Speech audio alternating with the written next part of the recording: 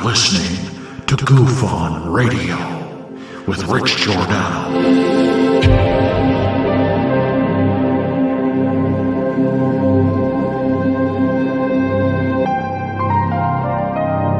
My personal belief is that there is very compelling evidence that we may not be alone.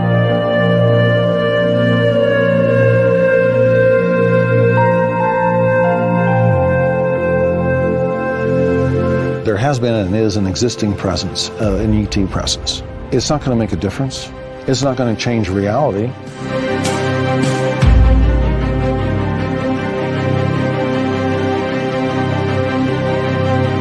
I believe, as do the other folks that were on the flight, that when we visually saw it, that it was something not from this world.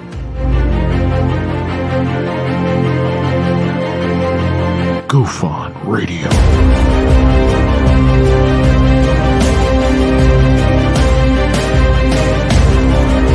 You were either in or you were either out, brother. But the cream will rise to the top, oh yeah. GUFON Radio with Rich Giordano.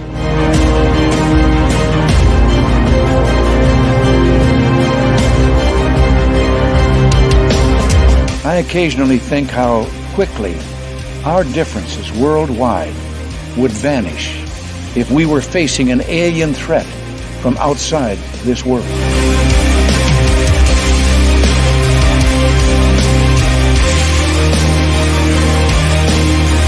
GUFON Radio. Remain seated, please. Permanecer sentados, por favor. You're listening to GUFON Radio with Rich Giordano.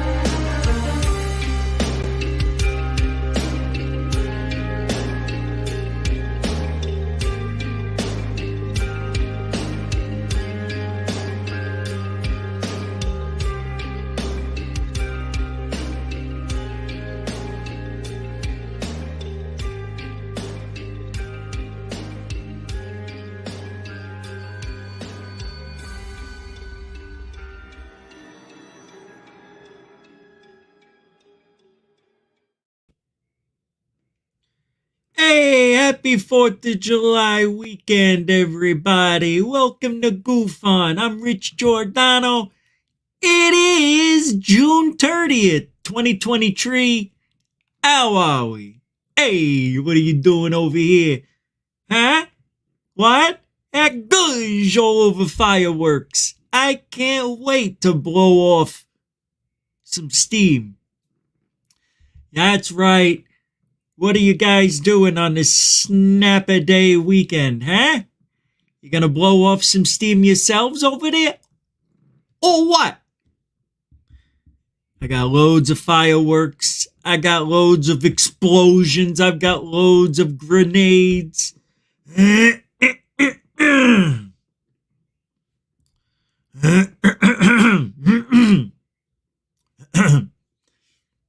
Didn't you feel like you had to clear your throat right there with me? I hate that. I see people do this, crack their neck. I go, nah, I got to crack mine. That has given me an eye ache.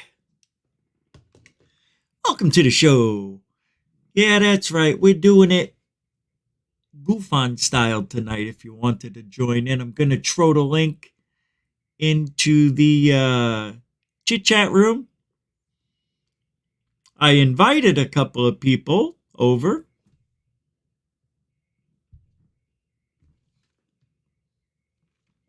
They're not here. No, they will be. But thanks for hanging out. We're doing the discussion panel. Maybe we won't. Maybe we won't. I almost didn't do the show. It's been that kind of day. I said, hey, I'll take off tomorrow. Well, take off today.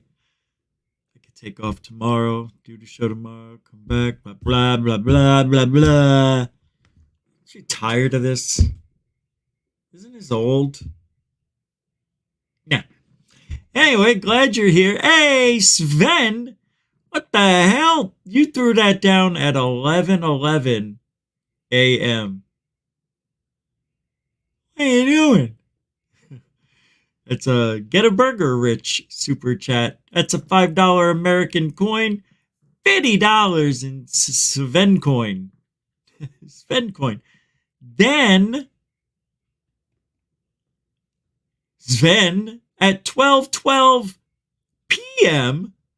throws down 20 of his Sven coins, which is a $2 super chat. Grazie. And that was at 12:12 today. Hey, who's this guy over here? Sven? You got a triplets? At 7:07 tonight, throws down another $2, $20 in his nation's coin.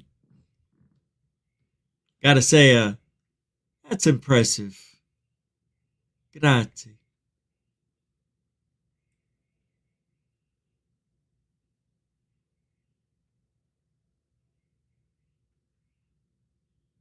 Jeanette Angel with the $10 super sticker.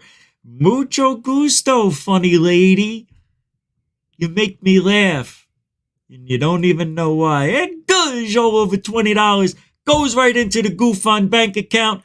We spend it when we go out and do, what are we doing? Nothing? We haven't done anything in a while. We got a lot of money saved up.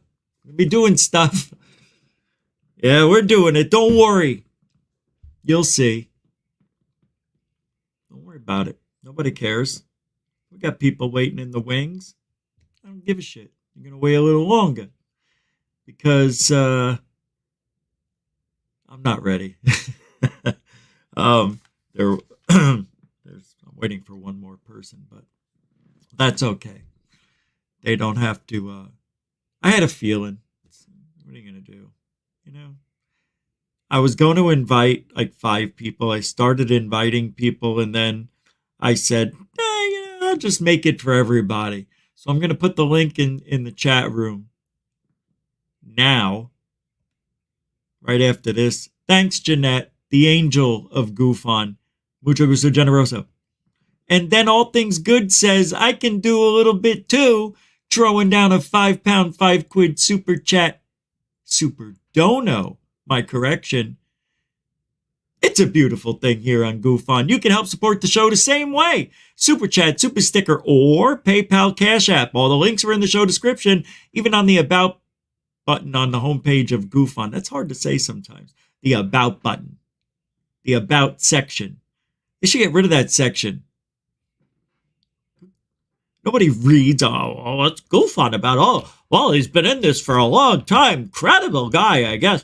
Oh, wow, he's doing everything here. I gotta watch this channel. Nobody gives a shit. Nobody watches that. Who reads all those except for me? I read every description and I'm like, that's not even a description. That just says I'm doing a show or my channel is too. Nobody puts a description down like GUFON. It's a beautiful thing. Thanks, All Things Good. That's a beautiful thing. A continuing supporter of GUFON. Mucho gusto, generoso to you. All Things Good. Oh, no. Look, it started again. You know what they call that when your mouth doesn't move? Ventriloquist mouth. Yeah. Wait, what? I swallow. Wow. You almost got me. Yeah, almost got me. Wow. No. I'm being very selective of who comes on. Yeah, I'm not having a repeat performance. No, Von Helton he's been on here enough.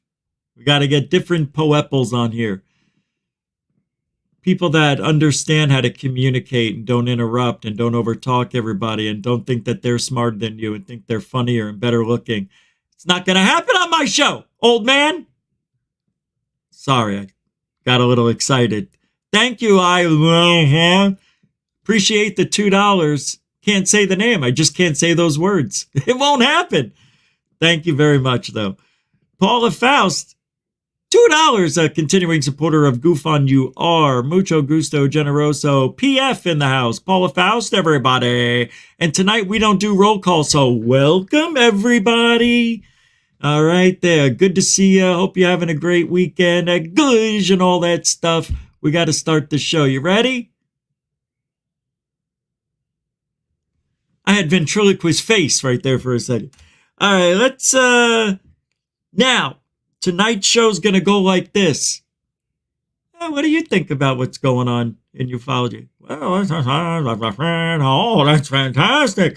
Oh, what do you think about this? Oh, I think this and that. No, it's not going to be like that. That's what you think it's going to be like, but no. I'm changing it up. Tonight, everybody has to scream.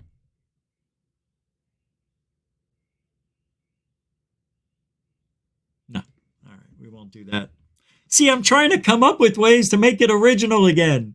Oh, we got a round table. Ooh, big round table. What is that, a Algonquin round table? Is that what's going on over at GUFON tonight? Later on tonight, I'm not even going to mention it. I don't want to support anybody else's show by saying shit. All right, I'm going to drop the old link in the chit chat room. And we'll get this show started. I see some people here. Yeah, I don't want to name names because, preferential treatment. But Michael's here. He's here. All right. What? What is this? What a out? I don't know what that means. What a owl? What a out? What a owl? Sraxton? Got me, bro. I understand English. I don't know what that is. What a out? Cyraxton? What the fuck? I don't know what that is. What a? Who says that? What a out? What a out? I don't know what you mean. All right, I'm joking. I'm a little bit pumped up. All right, I'm a little bit. You want to know why? New underwear. Yeah, I love new underwear. It's crunchier. Yeah, why is it crunchy? It should be crunchy later. Johnny D. Oh, by the way, thanks again for the $2. Johnny D throwing it down. We all screen for ice cream.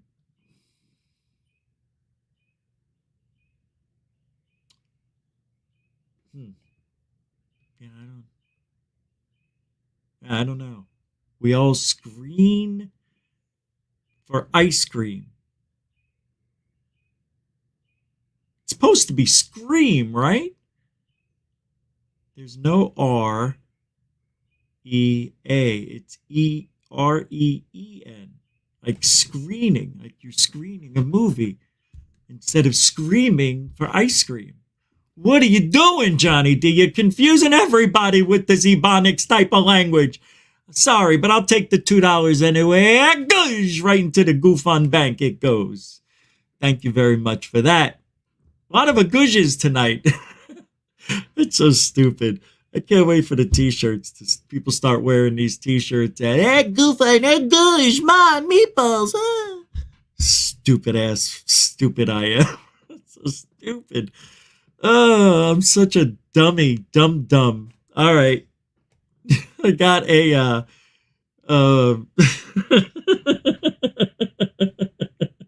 I got to put the link in the chit chat room. So let me do that. And then I could have you guys come on the show and ruin everything.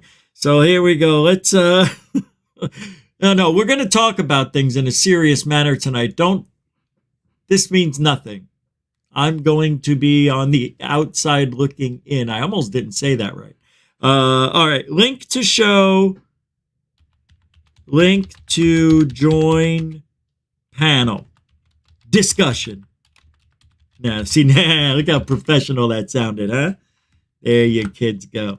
All right, I'm throwing it down in 3, 2, go.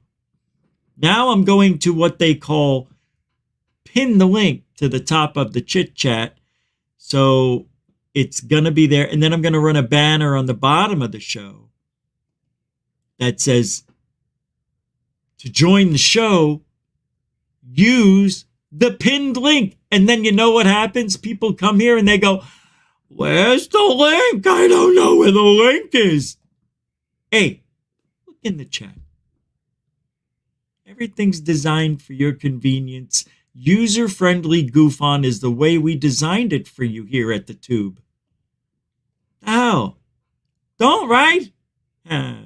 There we go. Now we're flooding in. Now the people are piling in, smoking like they've never lived a breath of fresh air in their life. Go ahead, put your shirt on, Bob. Thank you. Appreciate that. He doesn't like that. Why doesn't Bob like it when I say that? I get a feeling he doesn't like the shirtless wonder. I thought that was great, man. That's better than saying the titless wonder. I mean, come on. Give me some credit. All right. Marvelous Marvin throwing down $5. That is a super dono. I appreciate it, Marvelous Marvin, because 2 M's are better than none. 1. So, thank you. You are continuing. You are a continuing supporter. You thought I was going to say the weakest link, right? You are the weakest. I said weakest link twice. I can't. Weakest link. Fuck. By the way, Michael's been waiting the whole time. He's now bald. Yeah, he's now bald. His hair's out. Fell out. That's what happens. Thanks, 2 M's are better than 1. Mucho gusto generoso. I was going to say something. Johnny D throwing down $2 says, I hate my auto spelling. Oh. Is that what that was? That was the auto spelling that put screen down? Oh, Johnny. So you know that it goes back to this one Johnny did. We all screen for ice cream. Spelled auto. I blame it too. Well, you know, I could tell that was an autocorrect, by the way. Because who would put screen down? And what I don't like is the autocorrect doesn't understand phrases that are American made, you know? Like that one, we all scream for ice cream. Or how about there's a pot of gold at the end of every rainbow. Or American pie, apple pie, and Chevrolet. That shit. Anyway, it's not your fault, Johnny D. I love you, man. Thank you for that. $2 response. Could have just said it, but I got it. Thank you very much. All right, let's start talking to people. Yeah, we're going to start talking to panel members. People. Yeah. You ready? Because they're all here. We got a full house. 5 people waiting. That's all we needed. That's all we had. 1, 2, 3, 4. All right, so here's what I'm doing tonight. Just so everybody's on the same page. Hold on. I'm not bringing in 10 people at a time. What I've got here, 1, 2, 3, 4, 5, and me. I don't want to talk that much. I want you guys to talk. So I'm going to facilitate, only have 4 or 5 people in at a time. I'm not going to have it filled up with 10. I'm not even going to have it filled up with 6. It's going to be the 5 and me, and that's that. And then if you want to join in, great. If everything's going well and we understand how to communicate to each other without over speaking, being rude, not having the mute button off, or on, I do it too. It's, I'm just saying, if things are going nice and smooth, I may bring somebody else in, like a 6th or a 7th. That's right. So if you're good, give you something. No, I'm just doing that because I've watched a couple of roundtable shows. I've been on them. When there's more than 4 or 5 people, it gets tough. So, and not everybody gets a shot. Some people like Van Helden, the guy over-talked everybody, and then other people don't want to talk because they feel like they're interrupting the guy who's rude to begin with. All right. I don't want nice people here. I want you to be nice, but be a dick at the same time. Get your point across. Say what you got to say and get the fuck out. I'm kidding. No, stay here. It's all right. I'm joking. Get the fuck out when you're done, actually. I appreciate that. All right. Behave. Oh, private messages. Thank you. All right. Here we go. I'm going to bring them on in. What's up, Mike? What's going on, Richie? Hey. Good to see you, man. You sound great. Oh, good. Thank you for, something new and different here, I guess, yeah. Yeah. It's been a minute. I'm glad though. It sounds good actually. No pops, no cracks, no sizzles, no nothing. Well, the evening is early yet, right? Thanks, man. I needed that. A little negativity never hurt me. All right, next, Bob. What do you say, B? Hey, what's up there? Hey, man, good to see you. You got me by surprise there. I know, I'm sorry. Will Carr's coming up next. Will Carr! Conundrum! How's it going, eh? Hey, what's up, man? How are you? Oh, pretty good. Canada's been treating us nicely for a little while, so is that right? Fan going on? Yeah, sure. Why not? Yeah, you look good, man. You got some sun, even. Yeah, right. It looks like it. Whatever. You got a good makeup guy or girl. Ooh. I got a makeup trans, right? They just put the hat on, transitions over, done. Well, you have to, right? I'll probably get banned for saying that. All things good. Hey! Yo!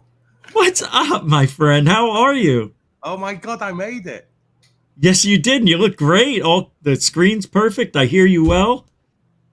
Thank you. Okay. Yeah, you sound good. Yeah, thanks for coming on. And I got one more to bring on. Lantonio! What's up, Chief? Guys. What's happening, everybody?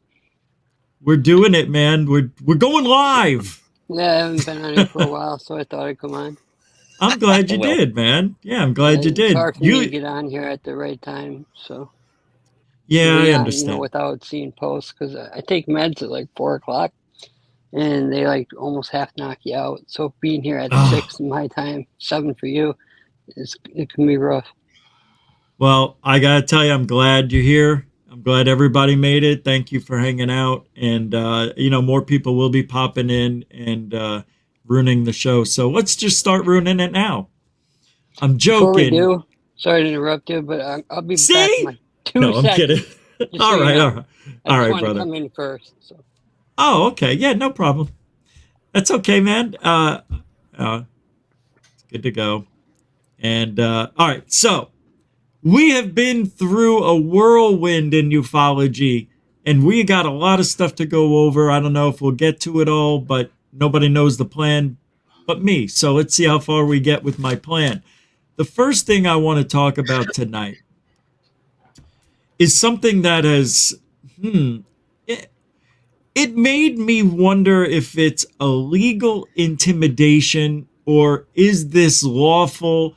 I mean, they put out this amnesty thing to allow contractors to give up if they are hiding any knowledge or any whereabouts of any non-Earth material, as Greer would say.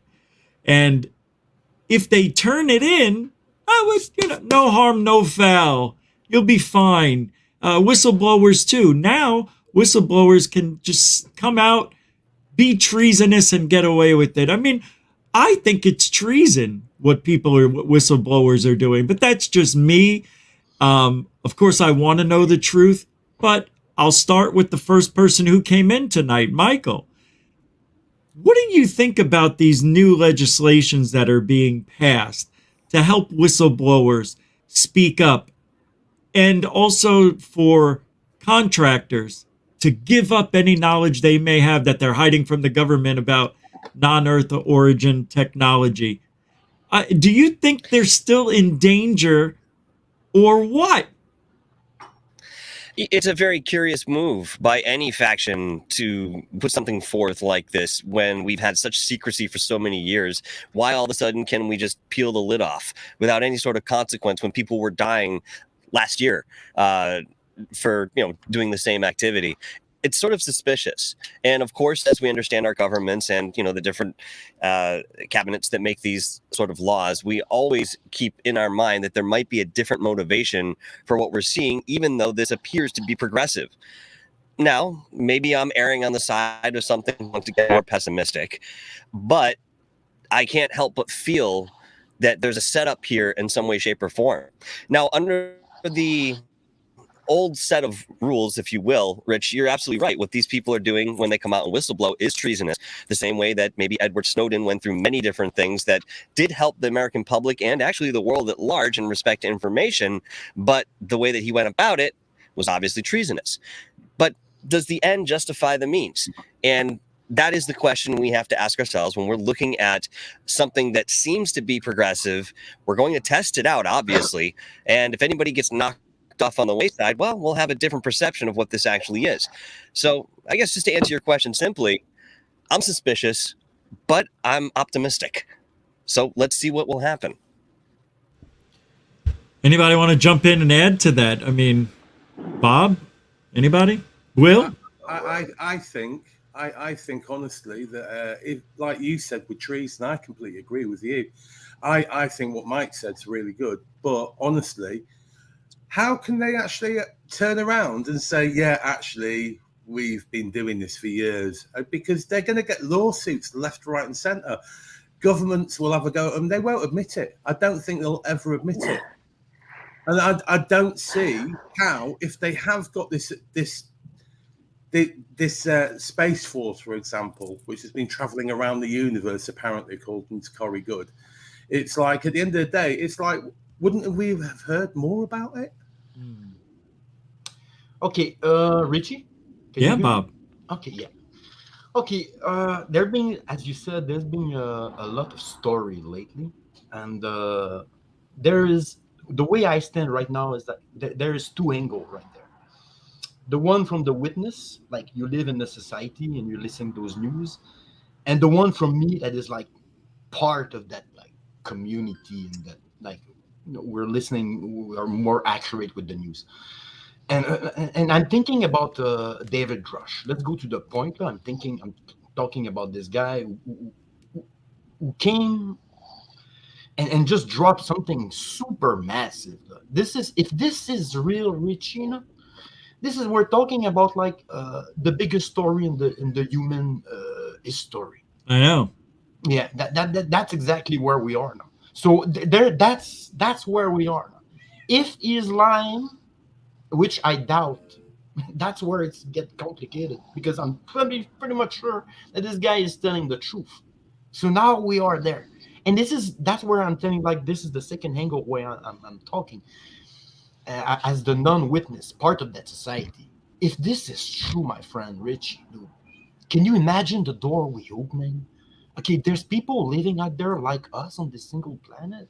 Do they pay taxes? Do they have like politics?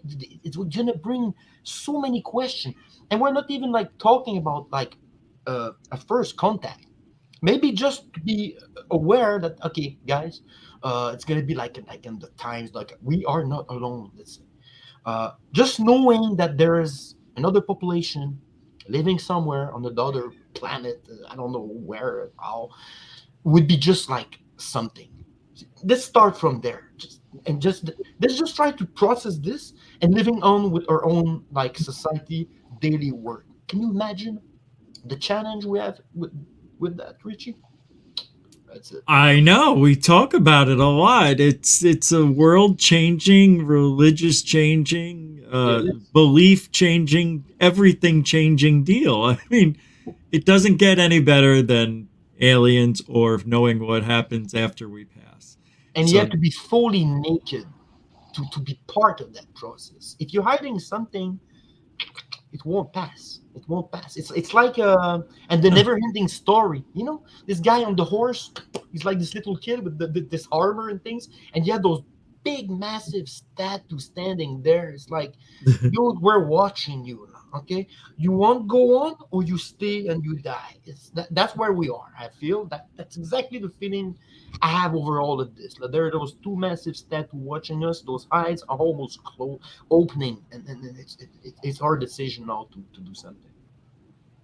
When you say our decision, and I'm going to throw this over to Will Carr because he's up next. Do you want the Will? Yeah, I'm here now. Sorry, I was All just right. doing the dog thing. Yep. Oh, I didn't know I didn't know if you were there or not. I just wanted to give you a chance to chime in. So Bob was saying what he said. I'm talking about the legalities of everything. Are people still safe? But Bob's saying, hey, man, this is like unprecedented, basically. What we're doing right now is could change the course of everything. Of course it can. But do you, Will Carr, do you believe that these people will be safe, even though they come out and say, hey, we got it. We've been hiding this from you. We're sorry. Here you go. I mean, how pissed off is the government going to be? That's what I wanted to go back to that real quick, and then we'll go back to what Bob said. Yeah. So I do have a couple things, thoughts about it, because all I have is time on my hands. I'm on disability. I'm at home. All I could do is think, right? I don't have any distractions. And what I've come up with is that I said it on your show before, Rich, that the government could be not in on it. And you know what? This is kind of confirming that. And what I feel they're trying to do is get these black ops, underground ops, private organizations to come forward. And they're not. The CEOs and the people that run it are not coming forward. It's their employees. And this is what the government wants, to locate these companies. And now the government is involved. And I don't think the government should have been involved. I think it should have stayed Black Project. And now we got our governments involved. Now I have no idea where this is going to go. It could go bad or good. It won't go great. It'll go very bad or good. That's what I've come up with all these whistleblowers. They're trying to pinpoint where all these are located, and the best way to do it is through the employees. Make it sound safe, and maybe they will be safe, but I guarantee you that organization isn't. So. See, I've worked for a company that was shut down by the FBI, got raided, and I was there. The employees, they don't want the employees. They want the owners. They want the people who are in charge that make the decisions. So if an employee comes forward, unless they don't have the evidence in their hand, they always refer back to the owner anyway. Hey, your employee said this. What do you think of that? You were supervising this person. Did they take this and do that and share it, and all that? So yeah, it's tough. Like you're saying, if the employees are coming out, like Rush, he was an employee. I get it, but he never saw anything. But you can't get the employer or the person that owns the company to come forward, because they're not, and that's the issue, and it's always been the issue. Right. And this is why the government's not involved. But now they're getting involved. And I think we should be scared of that, because you don't know where they're going to go with it. Yeah, I don't trust. Grush is kind of like the issue, isn't he? What's that? Grush is kind of like the issue, isn't he? Because he's a really good reporter and he's good at his job.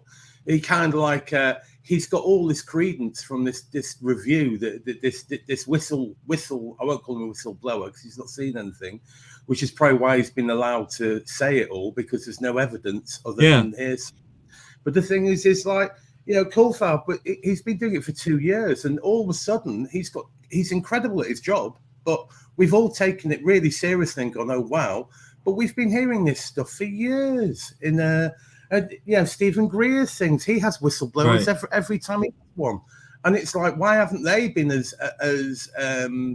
crazy respected as this? It's because of Russ Coulthard and the legitimacy of Channel 7 or Network 7 or whatever it's called, and the fact that and I honestly think, yes, the man is probably not lying because he's heard this, and like you said, who's he heard it from?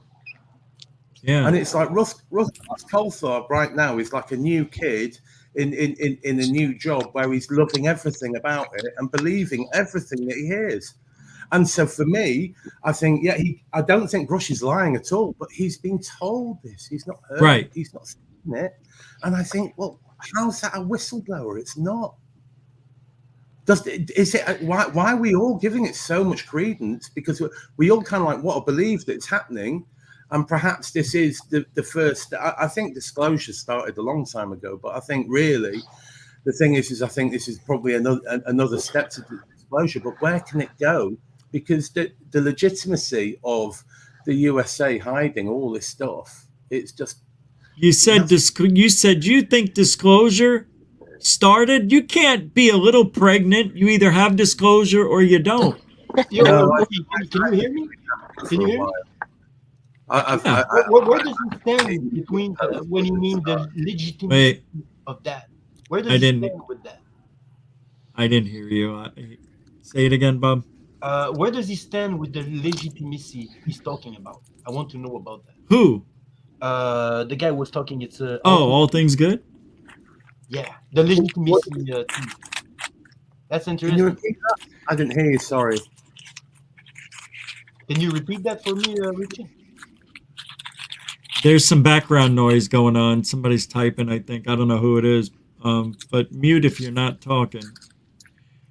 Or I'll have to do it. Yeah, he was talking about the legitimacy and a relationship with that phenomenon. That was interesting. Yeah, I'm sorry. I couldn't hear what was being said. There was background noise and it threw me off. All right. So my thing is just I just don't know if these people are going to be in danger.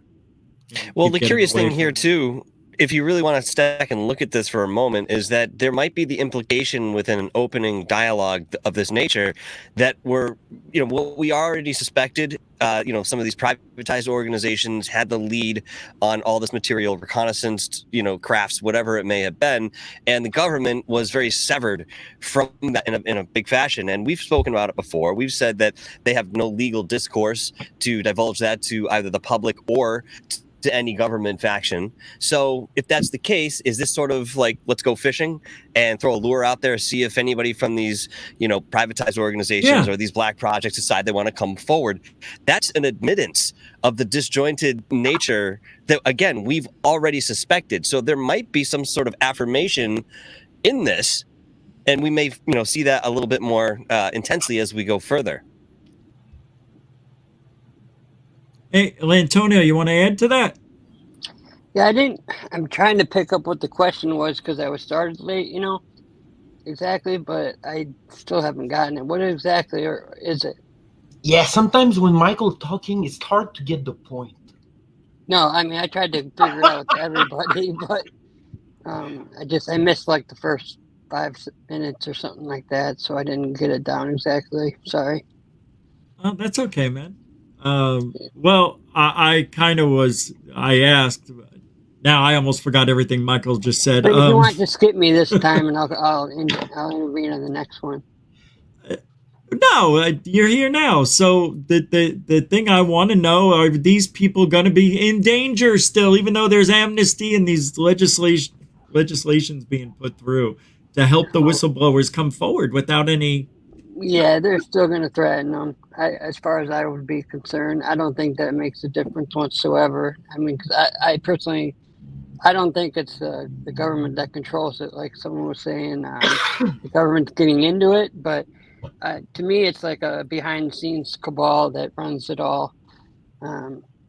People in banking, money, Lockheed Skunk Works, stuff like that, or other defense contractors, But yeah, they say, or maybe the government stuff that they say, they'll try to protect them, but certain people, if they can get at them, they're going to get at them before they talk. That's what I think. They'll get to them before, because people, unless they're super smart, never tell another person, just one person they think they can trust, but you can't. You're going to go to your higher up and say, hey, I've been holding on to this. I created this in the lab. It can actually transport something from one place to another, and oh, wow. They'll say, don't say anything. I'll be responsible for this. I don't know. Richie, can you hear me? Yeah. Okay. Yes, sir. Can you Can you Just- have? Can you open this? Open what? A conversation like about the real stuff. I get a question for you, in fact. Okay. Okay, knowing that David Grush came open, and I know that this community is listening right now. That's gonna be funny. Okay, knowing this, knowing what we know now, that we might, I mean, we're not alone. Okay, do you think that they're living with us right now, and they're looking, some of them looking like us? No. Like they have different work and different, just waiting in secret, have like some call to just, No. just like the movie They Live. No, I don't. You don't? No. I do. I'm 100% sure, man. There's aliens living with us right now. When you say 100% sure, you better have photographic evidence, Bob. No, I don't need. I just need cosmic logic. That's the No. You're saying it.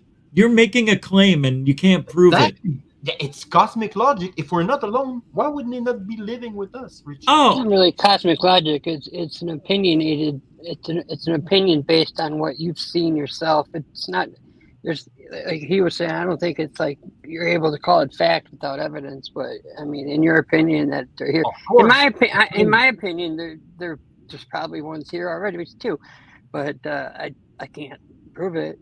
So yeah, I can't exactly. say Of it's course, a fact. it's a claim, but it comes from a logic claim. I have no proof, nothing. But in logic, if we're not alone, why would they not be fucking here with us right now? You know, if you had like a open mind things, that would be logic, I guess. Like some of them would be like living with us in society, trying to get in the process. I mean, I get the open mind, maybe Richie. They would have to look just like us. Wilka. Yeah. Just like us. Yeah, it's well said. I Avatar have shaped evidence. I have evidence, Bob, that aliens do live in Canada. Eh? I found David Wilcock's baby, alien baby, and I, because he was touched by aliens, and this is a proven fact now. People that are watching this and listening, he said it live on his channel. And if you go on to Conundrum News section, Shameless I have a plug. photo. I have a photo. On there, there's your evidence, Oh. right? Oh, you do? Yeah. Right? Yeah, Well, you have to be open mind. We have to follow the logic.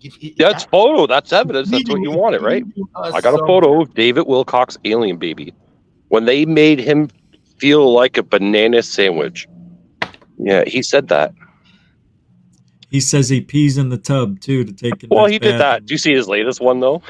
I didn't. No, it's funny. Is it bad? Sorry. No, I wouldn't say bad. Man, that man's flexible though, eh? Yeah. Just saying. I know. He's a strange bird, man. That guy's really on another level. Another level of cuckoo. Something, So eh? Dorothy's here. Argo has been patient. Thank you both for waiting patiently. Did you want to add anything to this conversation, Argo, before we start dipping into this another section of what ufology is all about? Are you there? We have Dorothy here. This is No Argo. All right, Argo. Hey, Dorothy. Argo, last chance. Dorothy in the house. Dorothy's in the house. Dorothy, Hi. howdy do? Hey, howdy doody, everybody. So, I don't know what you want to say now, but I was just kind of wondering if anybody's safe with what all these amnesty legislation and all that stuff. Are these whistleblowers and contractors safe if they give up the evidence? For my part, I think I agree with you, Rich. I'm not at all sure I'd trust that as far as I could throw it, you know? Someone's munching something there. Somebody's just, eating their dinner and Lantonio, yeah, it's not him. Not Lantonio. No, it's not Lantonio. Sorry. Oh, it was Bob. Yeah, sorry. We couldn't tell it was you. You worked magic, so we couldn't see the motion of your shoulders. Oh, you were mean doing wore a that shirt? very Oh. scary like. All right. That was funny. Well, I always have this larger thought about it all because of this religious background, and I heard a really interesting guy out of Canada explain it from a soul perspective, what's happening with everybody waking up and having all these weird experiences that people have been having. And it had to do with different levels of spirit or aliens or intelligence or whatever you call it coming in to give us information and so forth and so on. I'm sure Michael could speak much more eloquently about this aspect of it, but I find that aspect fascinating because I feel I've had communication, I've even had writing, I've even had compositions, but I never considered it to be from elsewhere, from somebody else coming through, except that weird writing experience I told you about long ago, Rich, with the weird wind that kept up all night outside my window. You know, felled the giant willow and didn't touch anything, you know, all around. It's just bizarre.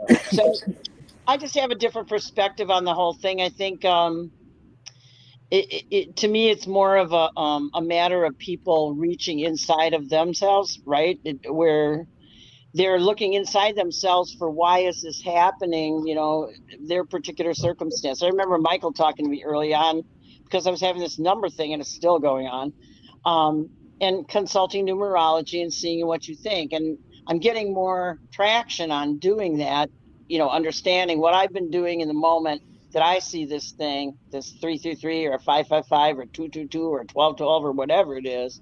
And then I look it up and then I go, and there's something to consider about my own interactions in the world from it. Am I getting anywhere close to what you're talking about, Michael?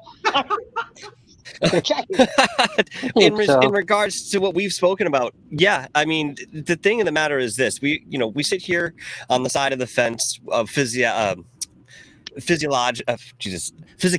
God, that's the word I'm struggling on. Sorry.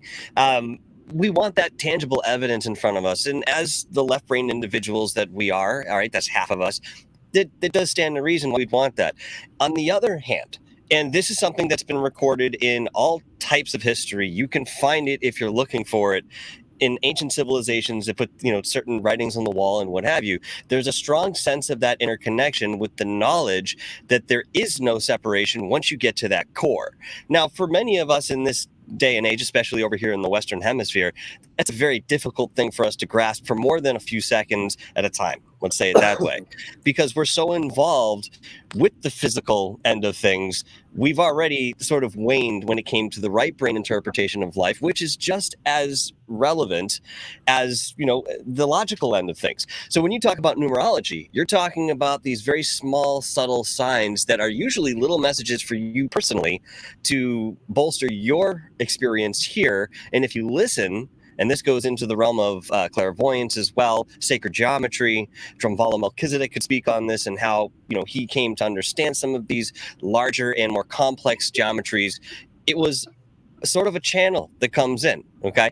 But again, when you talk about what's in front of our eyes, okay, everybody can concur that what you see is physically tangible, and we have a set of rules to define that.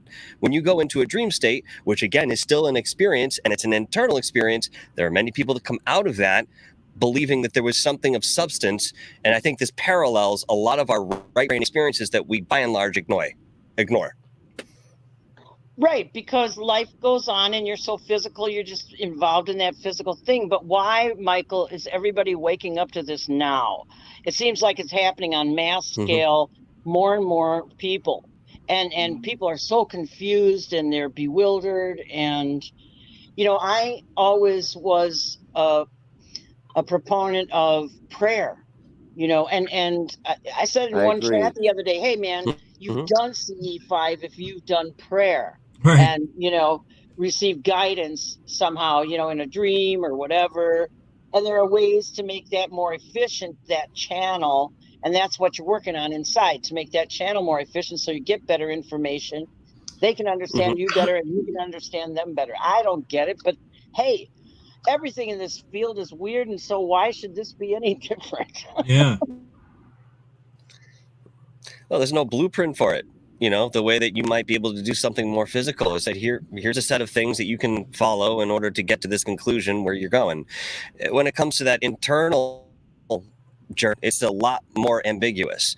To answer your question very shortly, I mean, if you remember back in 1987, there was what some of the spiritualists were deeming the 1111 movement. And what this did was open up into the realm of what we understand to be frequencies, electromagnetic energies that were now becoming available in certain respects that we didn't have access to before on a spiritual level that we now were able to tap into. And there was a huge window that opened up until about 2013, wherein we had the ability to work with ourselves for the coming shift that was purportedly on its way. Well, we're in the throes of that shift now. And I think that things are a little haywire because whether you want to or not, your perception is going to open as you go forward. Now, we all have our own path. I'm not going to say that every single person will experience this exactly the same way. But we are observing something here, Dorothy, where we're saying, well, what's all the anomalous activity? Why all these strange experiences? Oh, my neighbor had something happen to them that's never happened to them before in their lives. And, you know, Jim Goodall tells me you couldn't put a gun to Bob Lazar's head and have him admit that there were aliens before all this stuff went down in his story. Little things. But again, it comes back to the personal experience. Yo, Michael, I have a question for you. Can you hear me? Yes. All right. If there is like an ancient advanced super race or something that is linked with our dreams, you believe that? Like when we dream, we can communicate with an advanced race of something out there? Well, when you ask that question, we're straddling a line of what might be within scientific fact, what we've observed and understood, okay, because we have inklings of what we're capable of doing through dreaming. Lucid dreaming has been proven, okay? Remote viewing obviously has been used in the same respect, okay, because you could parallel the two.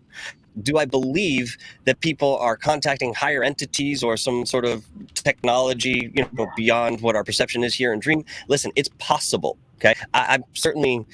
I don't have a map of the dream world and layout and how things go, but there are people that believe having reoccurring dreams wherein there are progressive messages or conversations that begin and then they, you know, wake up and then the next night they fall asleep, they dive right back into the same place and they're having seemingly a conversation with some other entity. Again, it's possible, but my problem goes, you know, deeper into like clairvoyance and so forth, right? There are a lot of people that say, oh, I can, you know, channel your dead aunt, or, you know, I've got this non-human entity. But then there are people that say, well, I can channel extraterrestrials. Now, I'm not going to sit here and say that, again, they can't do it. But in my experience, and many people... I was asking you the question because I believe it's in the level of reality, in fact. And it's a level of reality that is so advanced that I want. It's so like amazing to be able even to like think about that. But I believe it's in the level of real. When we think about like those avatar, could we be like some kind of avatar for something? Absolutely, man. You know, Michael, looking out from distance. I have a question. Yep. Can I ask a question? Please. Just ask. Michael, you're very educated and very smart. We were just talking about dreams and whatnot. What's your take on deja vu for people that have it frequently? Honestly, I'm going to give you the abbreviated version here because that's something that we could sit and talk about. There are many different possibilities and angles to look at when it comes to deja vu. Some people say past lives. Some people say cellular memory. Some people say that there's some other energetic signature that you're tapping into in regards to a specific moment in time. Well, let's put it this way. There have been many people who come forward, especially in near-death experience cases, that say, you know, what I understand is that there are 3 points in life that the soul is kind of tested or, you know, tapped into saying, hey, are you where you want to be within what you planned on doing? And it's a very subtle instance, but yet here on the physical end, you might have just gotten into a car crash and almost died, or, you know, fallen into a pool like I did when I was younger and almost died. There are these little points. And if you don't die, well, I guess the implication is that your soul moved on and you're still here and you wanted to continue on with what you're doing. If not, maybe that's when you go. So to answer your question... That's an interesting fact about, I mean, you're talking about after death. You know, about 35 years ago, I overdosed and died. I was, you know, I was an addict. And I didn't see that. Everything was black. I'm just going to tell you right now, it was black. But I did hear a voice say, it's not your time. Isn't that curious? Excellent. Isn't that Tell me curious? that's DMT in your brain, right? Somebody tell me that there's a reason for that type of dialogue to happen when you pass, that all of a sudden your brain shutting down says it's not your time to die, and all of a sudden I'll you're tell back, you right? why. Oh, come on, tell me why. Tell me why, Rich. Come on, Because baby. your loved ones were sitting there next to you saying it's not your time. So That's tells why. you- That actually could That's be. not that everybody, could tell though. you, folks. It's that the physical everybody. world- I don't know about that. The physical world is a drop in the bucket, man. Yeah, I have a says question. who? I agree with you on that. Yep. All the UFO and all the paranormal, these are all distractions to the big picture. No Do I proof. know the big picture? Hell no. But there is one. And I have a question for the everyone. government knows. There's a handful of people that know. Take, for instance, Hold on, years Argo. ago, when the government went to I'll get Skinwalker it. and all these other portals that have been reported, and they all come back saying it's of demonic nature. Of course. Think Right. about that. Right. That's why they're not investigating anymore. Lou Elizondo said that that's what his higher ups told him. Right. Lou, we're not going to give you any information. Do I you want to believe- open up Pandora's box to the devil? Yeah. I believe the government is hiding the fact that these are demonic in nature, whatever it is. Yeah. And whoever That is so interesting. The demonic is. thing that is It bringing is. back on the floor, man, Richie. Let's go back. I'm listening to this. Let's Well, go. hold on, Think Bob. about this. Business. Look, Hold on. I'd like to ask a I'm question 60 of years everyone. old. Yeah, I I've know, had Argo. I experience. got you. I've had Okay. experiences since I was Hold on. 5. All right. Don't need to get into those. However, through my lifetime, you come to the point, and especially with the experiences being negative, look, a positive force or an ET, whatever you want to call them, that gives you a negative event, that can't be good. It's nefarious. It's demonic. Why are they messing with us like that? I'm not the only one. They're all over the world. Without proof, everybody's just. I'm not saying we're imagining stuff because I've seen stuff too. I can't explain. But it's just bizarre that it does seem to be getting more and more popular. A lot of people are coming forward. It seems to be, like Michael said earlier, like this some sort of paradigm shift perhaps that's happening. Argo. But it is. It's a big correction. Why do you think, just like Dorothy said earlier, why is it all of a sudden all these people are happening all at once? Right. There's a correction happening. There might be something to that. Argo, you've been patiently waiting forever. You have a question you wanted to ask us all. Yes. So, All right, let's hear it. Thank you, Rich. I appreciate it. Yeah, no, yeah, sure, Mark. So ahead, I'm Artie. 53 years old and unwittingly birthday. been doing that's September. Oh, So I've been doing this since I was 13, and by doing this I mean ufology. I currently have 2 abductees that I'm working with now. One of them that I have been personally in contact over 2,000 hours, and another one's a more recent case. So I get piles and piles and piles and piles of picture evidence, audio evidence of numerous and various and sundry different kinds. And I would like to ask the panel here, would they like to ask me anything about Yes, what's I would. actually going on in real abductees' lives? Yeah, can we Well, see I any of would that like- evidence? Can I raise my hand? I can show you all the evidence just speak. you like, but some other time, right? Let me ask you this. You're 53 years old, so you've been doing it a long time. Yep. What do you know about the 1970s and triangles? Did they exist from the government or somewhere else? So the best way to attack any thought about ufology is to literally do what they're doing in Area 51. And that's reverse engineer the idea. Right, I get that. Okay? So if we had anti-gravity vehicles, they would be everywhere. Right. They But would why are be they- in every conflict. I can tell you that my prior military experience for being a forward observer in the military, I never had no UFOs on command, but I had CAS, I had, complete divisional artillery adjustments. I can tell you that when we went to Saudi, they say we didn't take any chemicals or anything like that. That's funny. They cleared every FO over there to shoot them. Wow. Guys, hold So- on. Bob, I gotta have a decorum of some professionalism here. Can you please put a top on? I mean, we are fully naked, Richie. We are full on. Just because I don't wear pants during my show doesn't mean you can show your chest. Come on, you gotta put a shirt on, or I gotta kick you out. Oh, come on, Richie. I'm sorry, this is not somebody else's show. We have a decorum of professionalism here. You people are witness of this. This is between me and Richie. I have one more. I do not want to see your hair. I don't want to see your tits. I don't want to see your chest hair. Go back to my I'm dying here. Oh, he does have pants.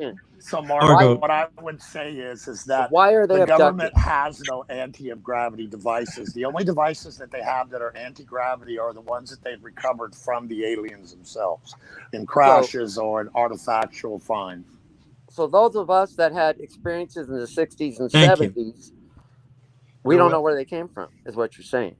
They come from probably the one and only true alien amongst us, which is the insect-like one. So that's why they're abducting. Well, that's a very, very big question. So let's say you phrase that question, what's happened over the past 50 years with abductees? Right. Now, I can answer that one really well, and it's definitive. The proof is in. PhDs have cast their die in here and have died, literally, trying to tell this story.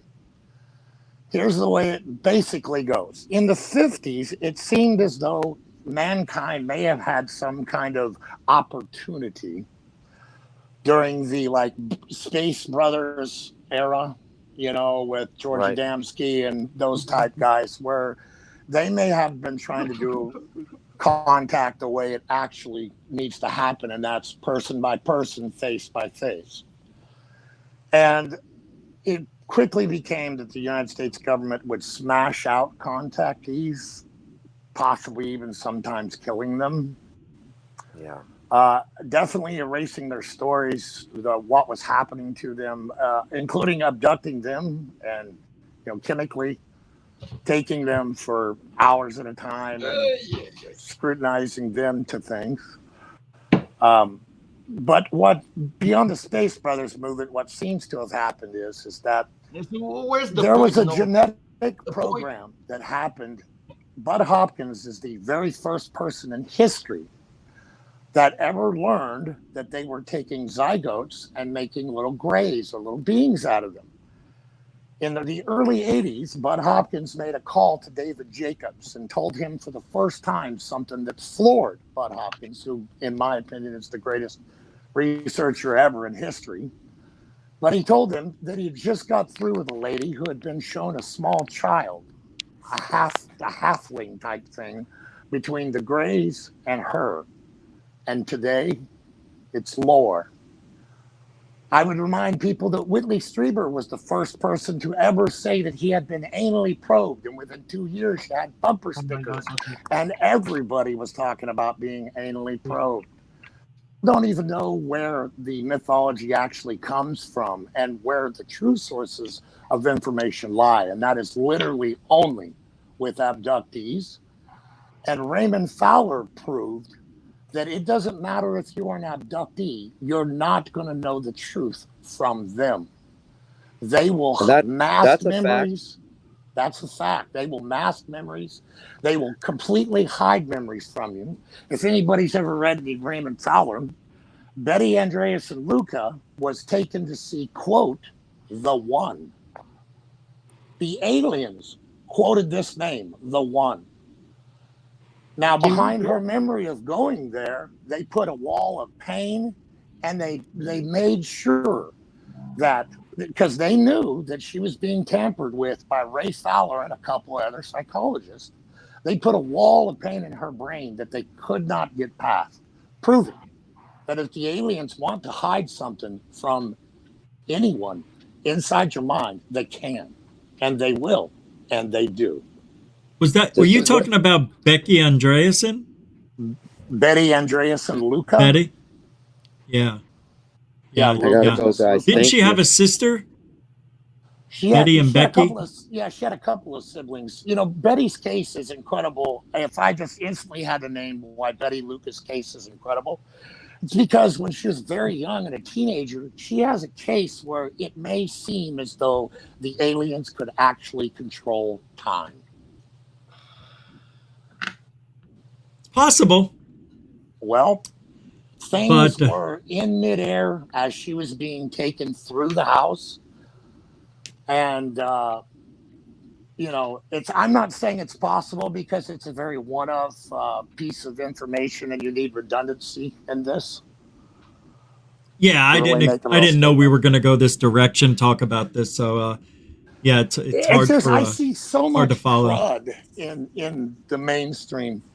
And I mean 98, 99% of it is just absolute garbage. I will get on the phone and spend 5 hours with an abductee in Australia, and he's so used to seeing crazy stuff around him. He sends me a pic one day last year that he took in his backyard at night, and it's a perfect shot of a rod. Okay? But that's not the only incredible thing in it. But let me deal with the rod first. The rods are bugs. By the way, first rod I ever saw. Oh my God, Richie, you're the first rod I ever saw was taken on high-speed film in the late '90s over a cave in South America. Now, there's been 5 other different incidences where high-speed cameras have caught these things and proven that they are not an insect, and that they move at 700-800 miles an hour. No. Wrong. Yeah. That is wrong. You're 100% wrong. Argo, with all due respect, that is wrong information. Rich, I have one on I have 1,000 of them. I have them too. Okay. And if let me finish what happened. It's not a camera. This is great. So as I get the 3 pieces of picture evidence that come in, he says, "Oh yeah, they were here last night." I said, "Really?"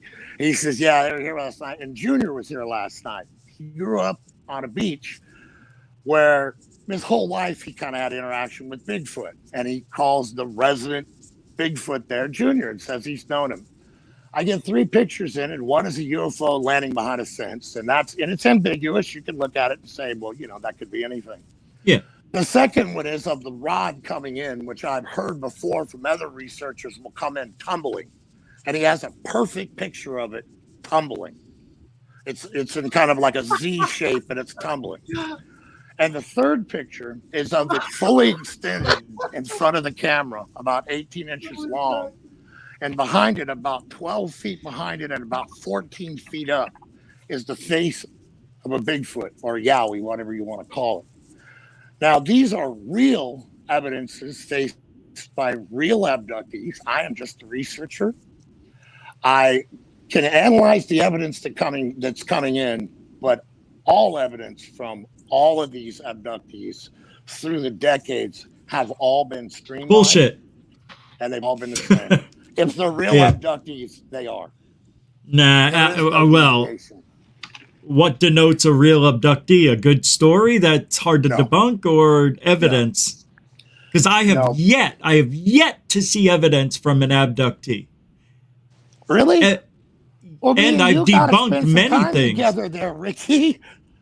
You know, Betty Andreasen said she had the aliens. They marked her body like with a tracker. So one day she said this story. She had her phone in her hand. She was talking to her sister. She puts the phone on her chest and she could still hear it. Then all of a sudden she heard a tone go off. Beep. And she said that the tracker was in her chest. I looked at, I couldn't believe it what I saw. Argo left. Oh no, there you are. Okay. And I couldn't believe what I saw. Her phone was a Uniden 9200, I think it was. Same phone as mine. So I got the phone, turned it on, put it to my chest. Beep. Oh my God, what the? It's feedback from the microphone bouncing off the concave part of my chest. So I put it on my ass. I put it on my shoulder. I put it on my wife's ass. It happened. Oh my God, we're being tracked by aliens, I guess, honey. So it's all there. Every time I find evidence, it's like that. It turns out to be a fucking disaster, and I get so angry. Lives in a world where the aliens fashion her existence, and because she doesn't use the one tool the only tool found by Dr. Benjamin Simon in the Betty and Barney Hill case, which is regression. It is the only way to know what really transpires between an alien and an abductee. No. Yeah. That's an inconsistent. Whoever's doing that, who's ever regressing the person could be leading them. You're going to interrupt. You're not going to learn. So they go ahead and they lead them to where. So did you see the aliens with their round heads? What did their eyes look like? So that's they're what big. Bud Hopkins, Carla Turner. I'm Ray not saying Fowler, that. Benjamin Simon, but you just did though, Rich. Yeah. Well, you didn't let me finish again. So those guys, I don't believe them either. I think every one of them is gone off into goo goo gaga land, Wooville, and want to believe so badly. There's no evidence that anybody's been abducted. Well, then Zero. I lost the argument, haven't I? You haven't. I'm losing the argument because I'm the one who's in the minority here. And I understand that, I want to believe I was abducted, but I have dreams, but I wasn't abducted that I know of. And if I was, I don't have evidence to prove it. See, I like to live in a reality where there's evidence, not just stories. Evidence of an alien.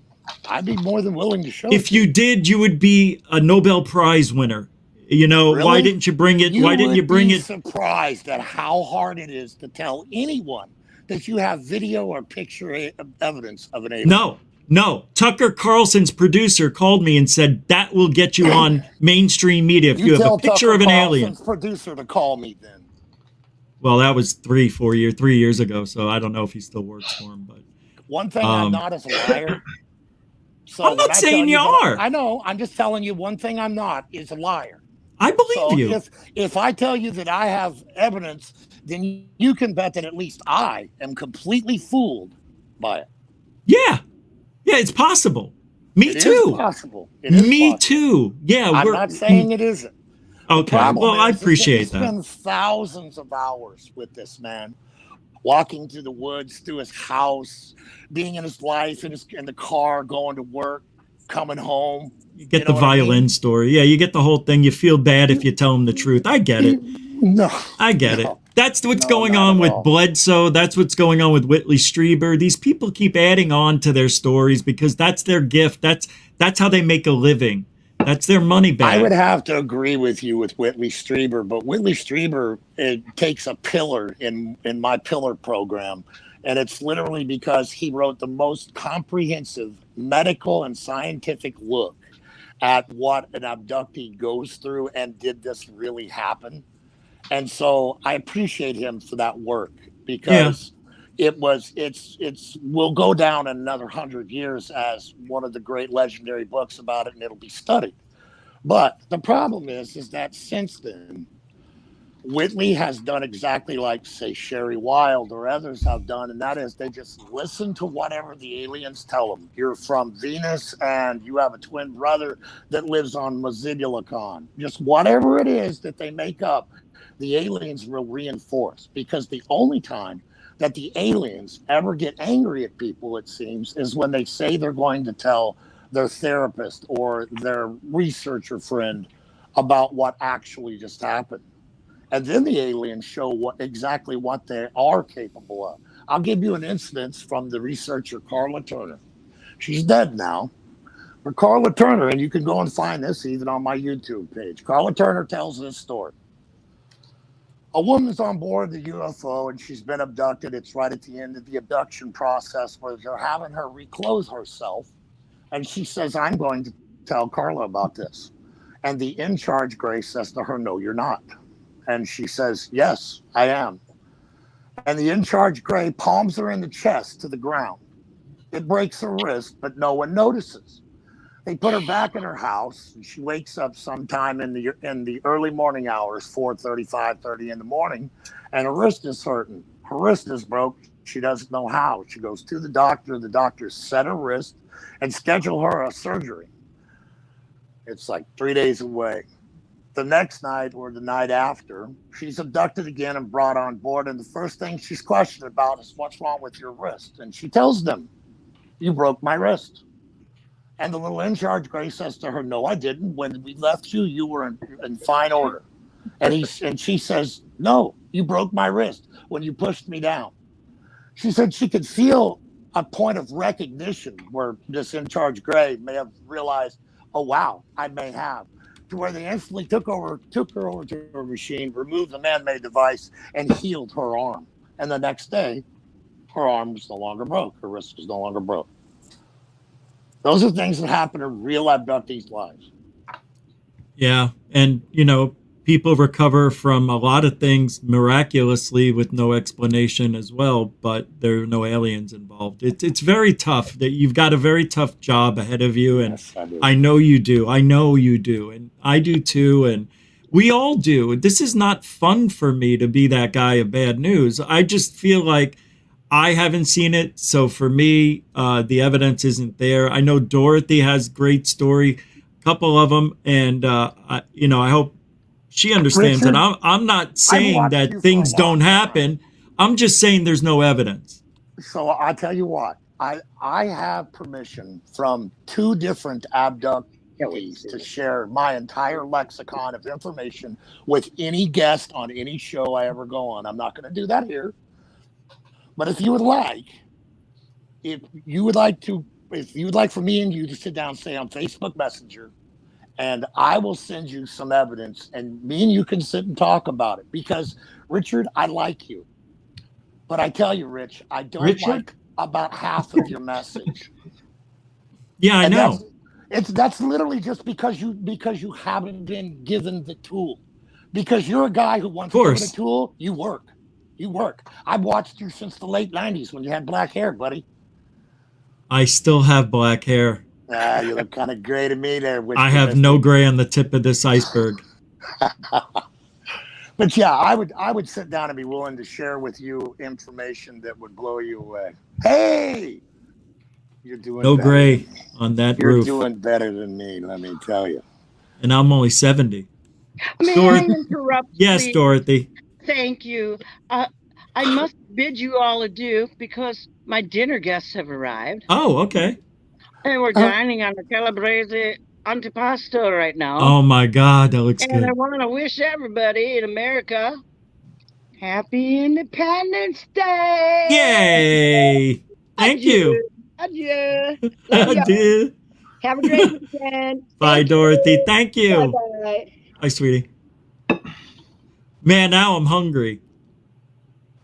Yeah, Richard, I can't tell you how hard this job is. Everybody has their own fashioned ideas. You know what? One of my favorite pet peeves is here. This is from a ufologist now. I cannot absolutely stand that everything in the world is from another dimension through a portal. Why? What's so tough to believe about that? I don't believe that. First of all, when you say the word other dimension, I have to reverse engineer it. And I go, okay, wait a minute. There's a creature somewhere on another planet that developed an organ, a limb, a proboscis, to then gather the quantum mechanics of the universe. Quantum.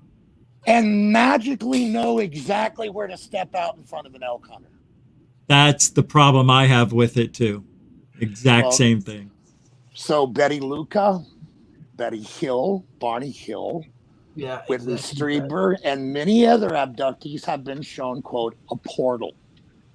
Okay? Where something came through or something went into. So if I have portal evidence coming from the resident alien species, then why would I try to assign it some other fantastical nomenclature when I have perfect evidence of it inside the already fantastical abduction ufology? I just can't do that. Yeah. Well, anybody else want to chime in?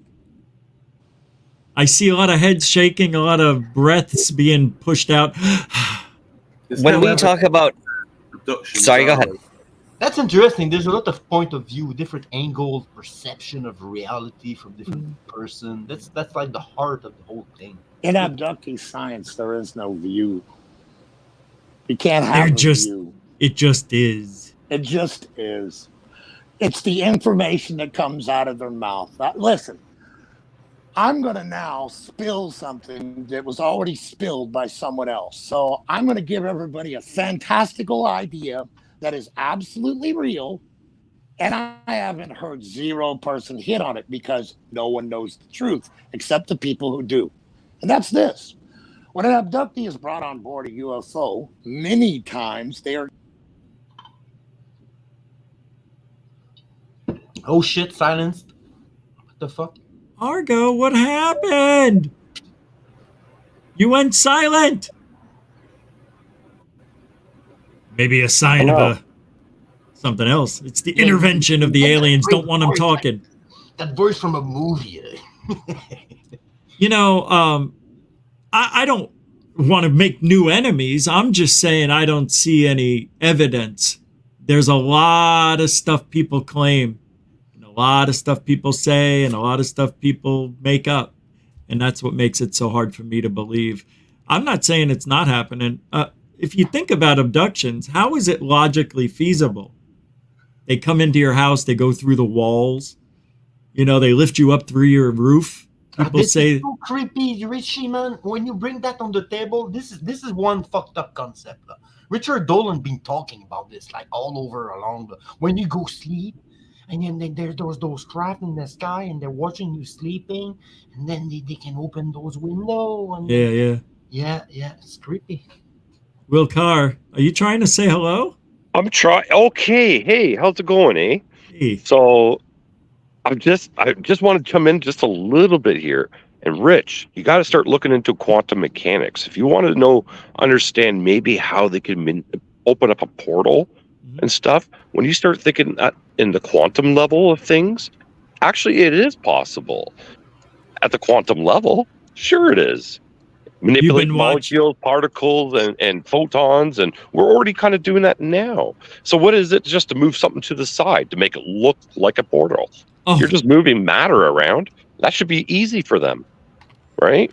Wow. It's the perception of a portal. But reality is they're just moving molecules around and particles and photons and all that stuff. You've been watching Ant-Man and Quantumania, haven't you? No. Yes, you have. No. It's Michael. just this stuff just is on my brain, right? Because I don't have time in my hands, right? That's what I think about. So, but yeah. Right? I'm not so sure, bro, but... Well, somebody, listen...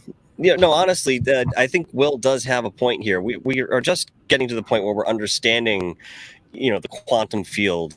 Yes, we use quantum mechanics, in our everyday technology. I mean, that's just sort of a given. And yes, it's at a certain level that we are familiar with. We recognize it. But when we talk about this going further, we're talking about a different set of matrices that may exist within...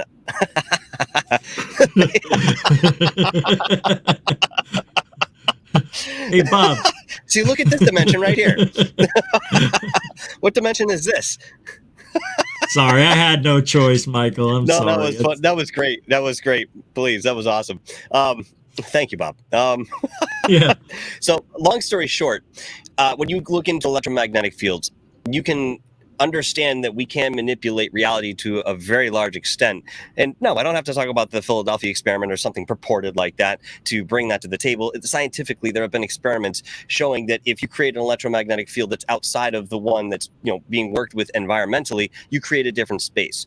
Now, my simple explanation for how some of these entities may be walking through physical matter or not generally is summed up this way. Okay, let's say, and again, this is very simplified, let's say that this reality, this set of frequencies, okay, because we can attribute frequencies to music and we can measure it this way and so forth, is X. Okay, we'll keep it simple.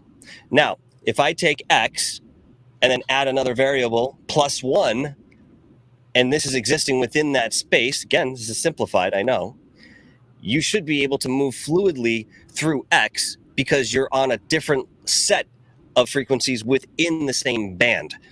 Okay, so again, very simply put, maybe these entities, because they've been around for so long, they've had chances beyond chances to evolve, and maybe they've killed themselves the way that we have many times. Civilizations, cropped up. Maybe some of this information that they had in their history was retained, where ours was long forgotten.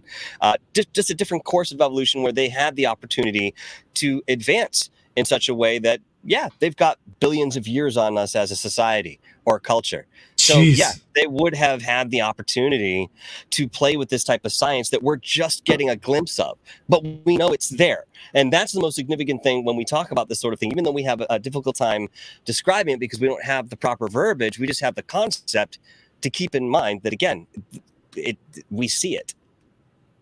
But let me add, because that's all well and good, but they would have to have come up with the same technology as we did. And the odds of that happening are just astronomical. It's like finding life somewhere. Why? Because they would have had to gone through almost the same thought process to get there, I would think. Well, Like they would maybe, have but to maybe start not. out. I know. Well, think of It's the ancient interesting. civilizations. Sorry, I don't mean to interrupt you, Yeah, but just to no, put you're that not. point on. I mean, we know that they've had technology that is beyond what we understand, but they still had a more primitive way in our description of how they went True. about it in certain Yeah. ways that we can explain or can't. So maybe not. You know? Yeah, that's interesting. Yeah, you're right. I don't know, but and also I've always come to that thought that why do we assume that they're much better than we are? You know, they could have just found technology right away early in their civilization, but yet they have the social skills of like, you know, assholes. So I don't know, but we always say, oh, they're probably this much old, thousands of years older in civilization, this and that. But I don't know if we know for a fact. But if you go by what abductees are saying, I guess that's the truth. But still need evidence. Yeah, I don't know, man, Michael. It's tough. It's a tough thing. This world we live in. Can I just add to that, Rich? Well, I didn't really say anything, so yeah. Yeah, no, you said something about technology and stuff like that, and then where's the technology? You know what? I feel that technology is always been there. The question is now how you manipulate it and tune it to your own, right? And so technology is never nowhere. It's always been here. We don't know how to use it. So molecules and all that's down to the quantum and everything. It's there. How do we manipulate it and how do we use it? Yeah. Right? I don't know. I don't know. I guess we have to go through a bunch of learning curves before we get there. Right? That's the thing. Everything just takes forever, and I don't have time. You have tons of time. No, all I have is time. You have infinite time. You're infinite. Okay, then. Wow. Wow. This whole show went to a place I wasn't even thinking. That was pretty interesting. Abductees, quantum mechanics, and all this time travel. What the?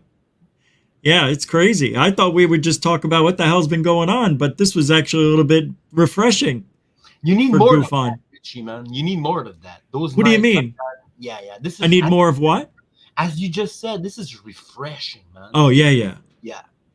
This is. You need more of that, I believe. Yeah. No, I agree. People coming around talking their brain out, their heart out, and things. I agree, but what happens is, not being a huge channel, you get the same 5 people that always come on. There isn't a big mix where I could constantly do something like this. Yeah. Right? Because you'll come on next time because maybe there's only 3 people here and they were on the last time, or you know what I mean? It's like the same family keeps coming on. Eventually, people are going to get tired of seeing our faces, but they don't because I don't do it that much, so I keep it fresh that way. All right. See what I mean, Bob? I'm not sure about that, in fact, Richie. I'm not what sure do you mean? I'm not sure if people would be tired of our faces if we have, like, as you said, fresh story and great, like, friendship entertainment. I understand that. But in the past, it's never gone.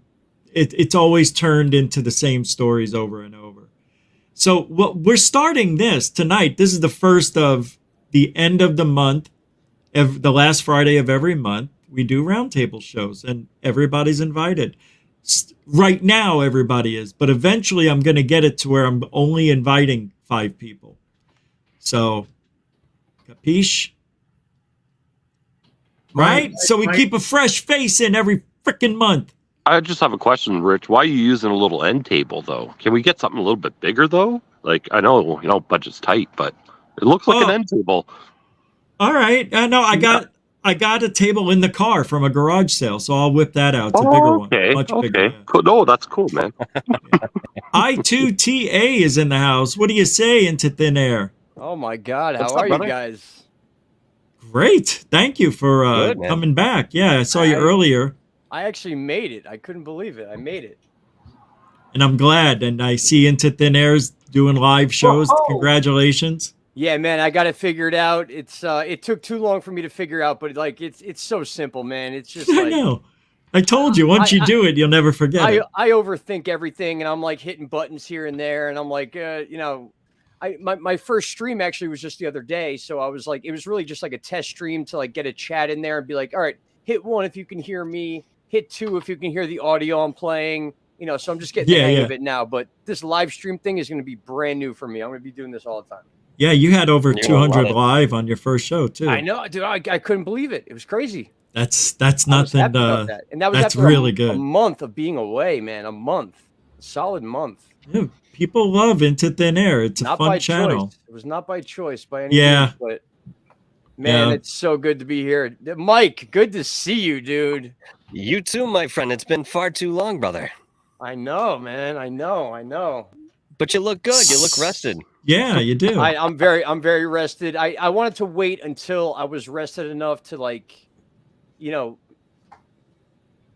be on here and actually look like I'm fucking healthy. And I didn't mean to curse there, but look healthy and, and have things on the, figured out before I jumped on live streams and started doing this stuff. So Now that you're here, yeah, of course. what did you want to say about man. what's going on?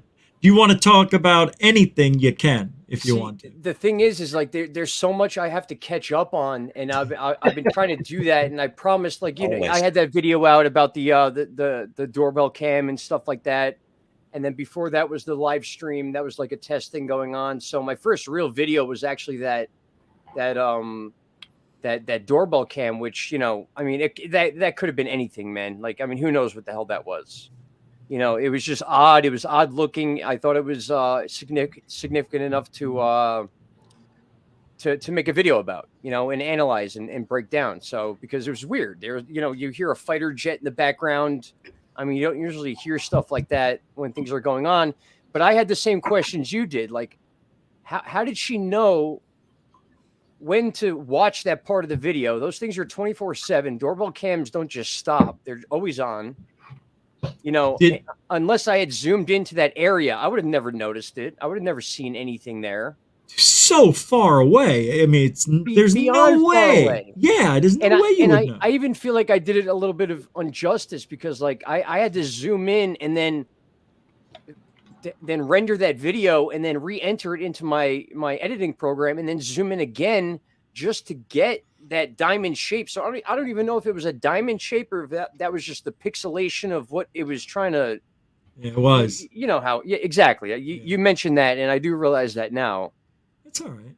Yeah, it was a great review, and it's a strange object nonetheless. I just felt like it was a good, solid thing for me to get, my feet wet again and get back into the, the whole spiel, if you want to say that, you know what I mean?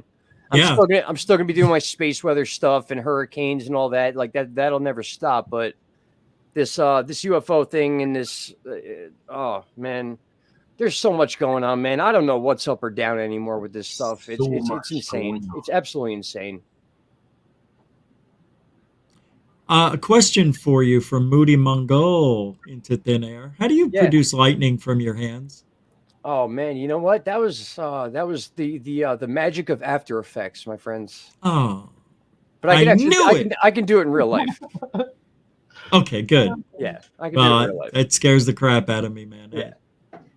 But hey, it is crazy what's been going on. A lot. I started off the show. I wanted to get people's input about the new legislations and whether people will be protected, and then we got into abductions and reality and all this other stuff. But you can say anything you want about what's been going on lately. Do you trust these all these whistleblowers are here for our benefit, or is this part of something, a distraction or something else? I don't know. Honestly, I mean, like, this is just my opinion, and my opinion changes a lot because I don't know. I just feel like it's oversaturated right now. There's too much going on. There's too much of it in the news. There's too much people, on mainstream media talking about this stuff that there's got to be something else going on.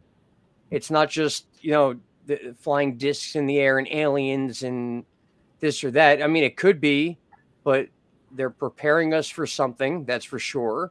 Something is going to happen, whether it's real or it's not. Yeah, disappointment. Yeah, it might be a total disappointment. And It will that's be. what I mean. That's what I'm saying. It's almost like being like between a rock and a hard place. It's like you want it to be real, like in our hearts, like people like us, like we want this to be real. We want the years we've spent, especially you. I mean, a lot of you guys have been doing this a lot longer than me. I mean, I'm like a newbie when it comes to this stuff. I've always been interested in UFOs and aliens and stuff like that, but I've never really put the time and effort into like analyzing the videos and studying like the history of it and things like that. So I'm a little bit behind on that stuff. I'm catching up. I'm doing my my due diligence, but it just seems too good to be true that all this stuff is out in the news and everyone's talking about it now, like as if it was just there the whole time. And I said this last night and the day before and the day before that, is that this administration is not going to be around much longer. So they're doing everything they can under this administration to get the funding they need for the future. And because they know if they don't get it done by the end of this year, like Greer said, we better have disclosure or it's over, because the next administration isn't going to give the funding or care as much as this administration does. And that's the fear they have. Yeah. And at the same time, like what is disclosure going to be? What, all right. How is it going to? Yeah. I mean, yeah, it's going to change. Like if there is disclosure and they do admit that there is alien life, it's going to change everything. Like everything we've ever known or like taught in school, books, everything's out the window. It's all just brand new, start from scratch, and that's it. Everything will change. Yeah, everything. It's so cool though. And I don't know if that's the reason why they're waiting, or if they're waiting to just scare the absolute whatever out of us and just hope for what their agenda is in the end.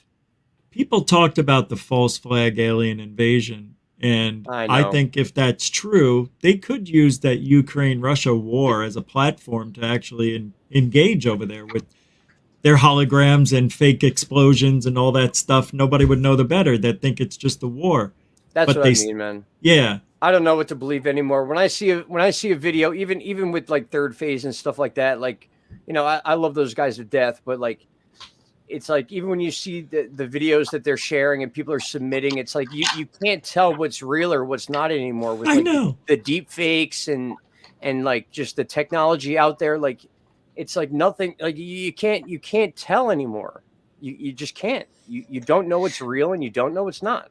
Now they have the AI that. Point. Huh? Go ahead. I was just gonna say the AI makes wonderful UFOs. Oh yeah, they're the best. It certainly does. It's going to get to the point where whatever evidence that we're gathering that we would traditionally look at, pictures, photographs of any nature, video footage, this type of stuff is probably eventually, I hate to say it, for whatever reality this may create, fall by the wayside for something much more concrete. So because of the oversaturation, I've always asked this question. Well, I can't say always. I'd say like the last 10 years. If we did have smoking gun evidence in front of us, would we actually know if it smacked us in the face? Well, because again of that saturation, probably not. So eventually, something will shift. Something will have to change when it comes to talking about this field at large, because if it doesn't, there's nowhere for it to go. There's only so many stories I can handle. Enough whistleblowing. So what's next? That's where that's the point I'm trying to make, is that like I'm stuck right now. Like I don't know what's real and what's not.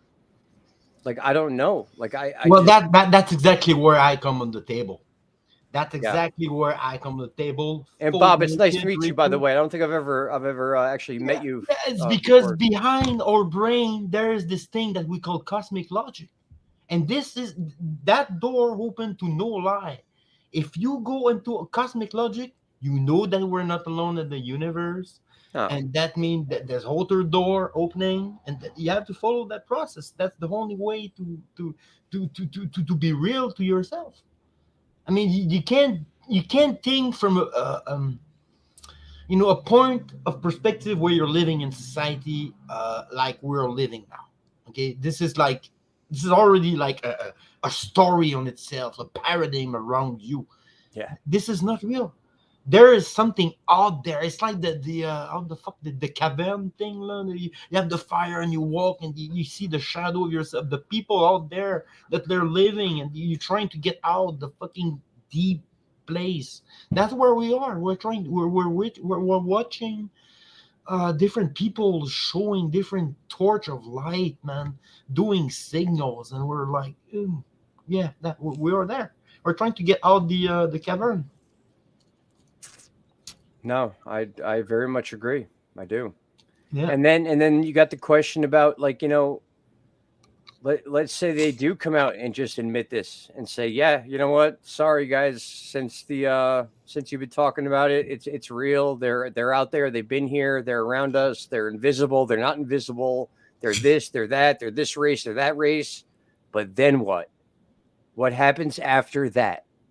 Boy, man. Right. There you go. That's where the game starts. Yeah, that's where things get real. It's like, okay, so what did each and every one of us do? Where do our I don't want to say careers, because we do this as like out of love, like, like, where do we go from there? Like, what happens if that is the case? What happens if they? You know what? I've been thinking about that. Maybe there would be some sort of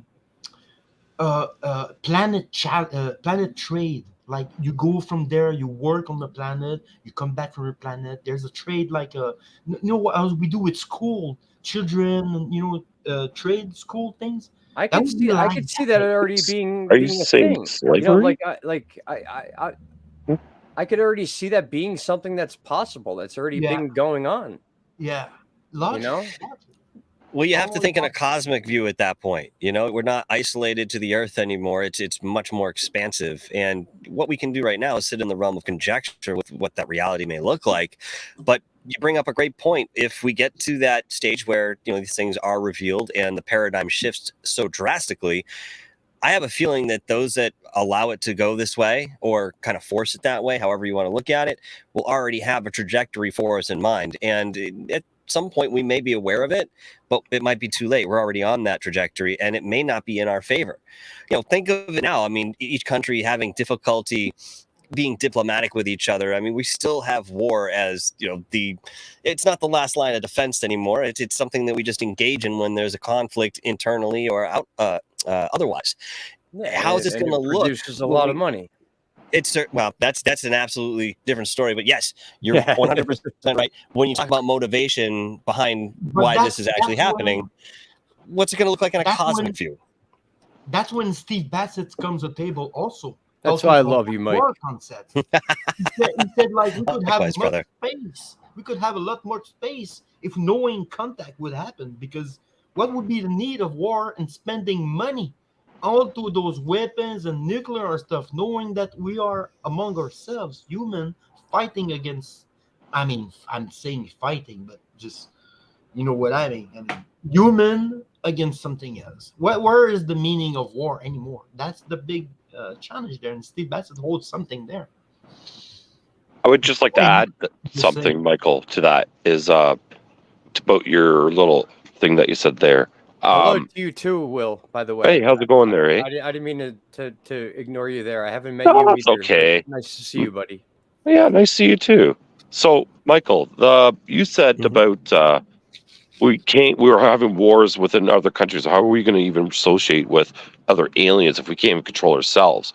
I think we should come back to that question when the world becomes one world order, right? Because it's going to happen, and it is happening, right? Through means of alien. It could be this false flag alien. I feel that if they do this, if the false flag comes up, if that theory comes up, whatever, this would probably happen as one world order. One government running it may happen. I'll tell and it you could why. happen. You got too many heads in other countries that want control, and there's too many people that want And power. you can It'll give it never once. happen. It will I'm not always be sure. there. I'm not sure they want control. Rich. They Yeah, don't. no, I they don't want to remember Rich use our saying that. money. They don't want to use our money. They have their own. You know what I mean? You're saying just leave it the same, but just say one world order now. That's right. So this one world order talks for the Earth. You control your country, but when it comes to Earth, you have no say. Oh, so you're saying a representative? That's right. And There has to be an ambassador. we make fun of Corey Good about this, and he said it a couple times, and I don't believe a word he says, but some of it may be true. Some of it may be, right? And you could just take bits and pieces of that, and you're just thinking, yeah, I don't think we're there yet. But you know what? The only way we're going to communicate with other planets is when they can only communicate with one to control the sum. They don't want to come down to Canada, to the States, to Russia. They don't want to do this, right? Do it to different countries. No, they want to come to one person, deal with them, then they could deal with the large sum. And that's where you're going to get United States and Canada and all these countries. They're going to deal with us. But to deal with the whole planet, somebody else is going to call the shots. And we're going to get that first. And when that appears, then we can start go back to that question. Are we talking to aliens? So the topic will never end. And even if we get aliens coming down, we found aliens. Now the next question is, what other types of aliens? So the talk will never end. This will never end. Exactly. It's right. It's going to be an ever-going thing. Infinite. Right? We got the technology. Now the next question is, how do they make it? So it will never end. Never end. Oh, this is what they could do, but there's an older civilization. What do they have? See, and then it just goes on and on and on. So just that's for you, right? See, so again, I hate to keep singling a Mike out here, but listening to Mike talk and in his videos and stuff like that, dude, you're on that level. You've thought about this, you're playing chess with this type of thing. I mean, Rich, you are too, obviously, but you guys have thought about this stuff, and it's not just about this fake alien invasion and then what happens after. You guys are already 10 steps ahead of that, and it's people aren't ready to think that far ahead yet. You know what I mean? So it's going to be a shock to a lot of people, and it's going to cause a lot of chaos, and it's going to be an oversaturation of people wanting to talk about it. And then there's going to be people like yourselves that have been doing this forever, that are going to be like, hey, I told you so. This is what was expected, and this is what's going to happen. Well, if it happens, they need to go faster than this slow progress that we see. No, I mean, it might be going slow now, but I feel like we're about to hit a point where there's no going back. It's once they cross a line, and I think they're trying to figure out how to cross that line. That's what I said. Yeah. Once we get there, then everything's good. Yeah. Yeah. We just need to get there. Man, I think how far away are we? Oh man. Well, I hope that's not. the question. I hope not too far, because this is stressful, man. It's fucking stressful. I want a measurement in centimeters so I can understand it. You have to measure that in centimeters. Just saying. And I'll make sure to tell you it's 26 degrees Celsius over here too right now. Celsius. Actually, that's actually kind of nice, eh? Yeah. So, that's what it was today. Yeah. 26 degrees. Oh wait, Will, are you in Canada? Yeah, some say that, eh? Yeah, I Ontario. heard the A, So, of but course. Ontario, South Ontario, Southern Ontario. My I'm girlfriend lives in Ontario. Ontario. No way. Yeah. I'm in that's Ontario pretty- all the time. Niagara Oh, Falls. shit, eh? Yeah, I'm in there twice every 2 weeks. That's cool. So once a week? It's cool until you have to make the drive there. Yeah, it's cool. Was it Yeah, 4 hour? it's a Yeah, you're big going for a trip. good reason, though. Hey man, it's been 5 years. I'm all good with it. It's it's my happy place. I actually do believe I will be a Canadian soon. I'll be a Canadian citizen soon. Yeah, Canadian man, that's the place. Don't forget. Then you have to start ending your sentences with a. That's right, eh? So that's it. Once you get that A in there, I've been caught. That's doing what it. it's about. A boot. oh, it's about time that somebody come over here, eh? I'm just saying, eh? Well, this is where we will call an end to the show. It's perfect time. Yeah, and man, I'm so glad I made it on, man. I Yeah, thought I was thanks. gonna miss this. I thought I was gonna miss it, and I'm so glad I got to Yeah. jump on with you guys and talk with you. I want to do this more, definitely. Well, we'll try to do it more. People seem to like it was it. great to see you so- again. Yeah. Yeah, good to see you. Glad you're back.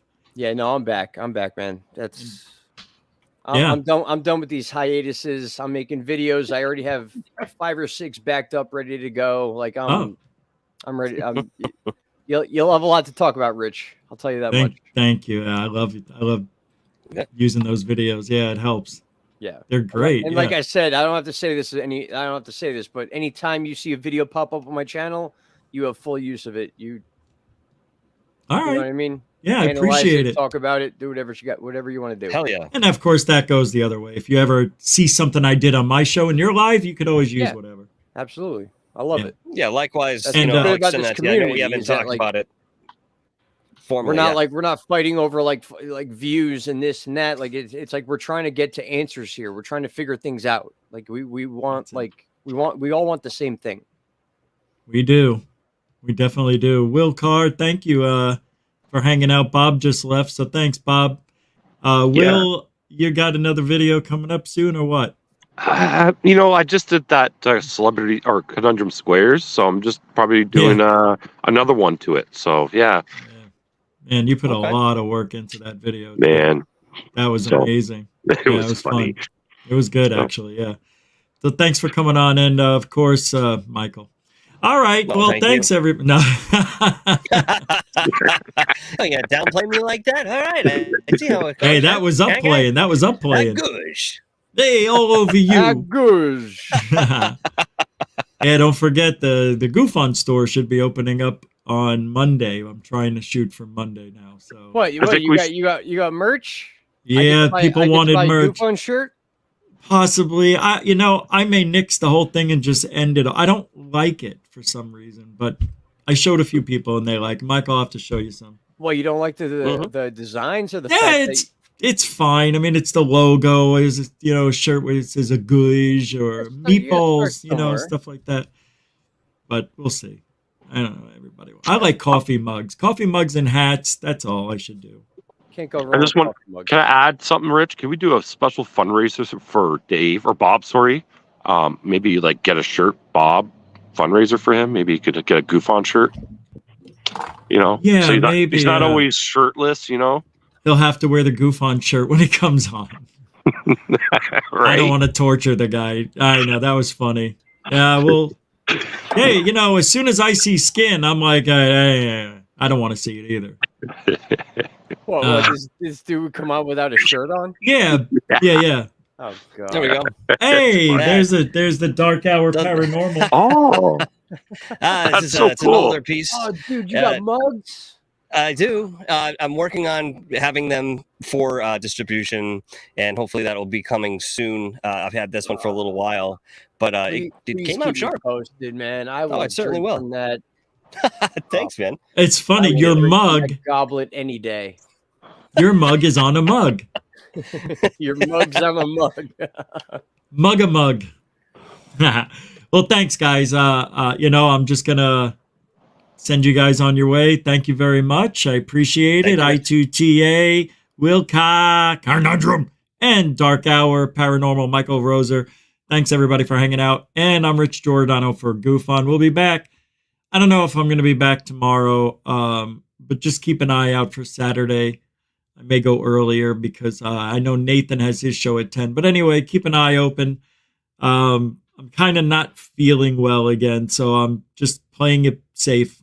So just keep an eye open. But thank you for hanging out, everybody. The super chats that came through, there was Dorothy. Thank you for the $5 at 7:33. Johnny D says, in my opinion, secrets are over. It's been long enough for them to keep the UFO technology. Should be shared. Time to explore the universe. Yes, Johnny D. We didn't hear from Johnny D. He came popping up, but then he was gone. Sven with $2.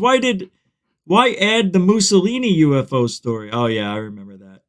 And Lisa Bowden with $10 super sticker. Wow, that was very nice, Lisa. Thank you.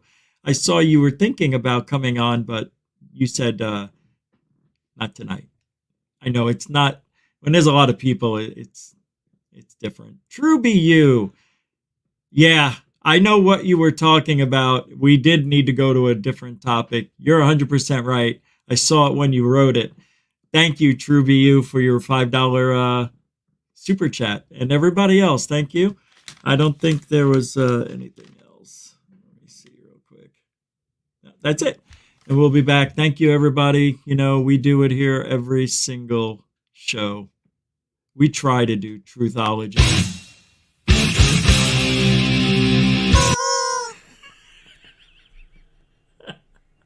Truthology for ufology. All right. We'll be back. See you guys. Be safe. Be kind. Happy 4th of July weekend.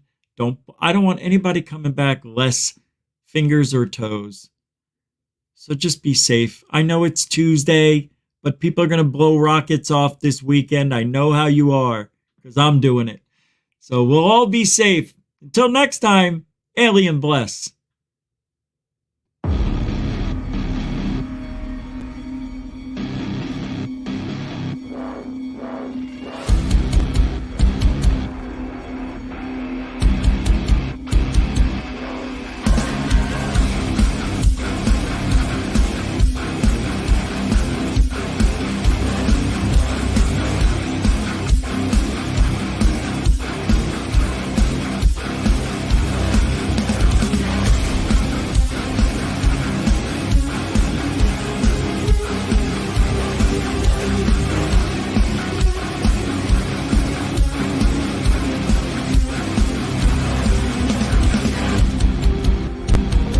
What you just said is one of the most insanely idiotic things I have ever heard. At no point in your rambling, incoherent response were you even close to anything that could be considered a rational thought. Everyone in this room is now dumber for having listened to it. God have mercy on your soul.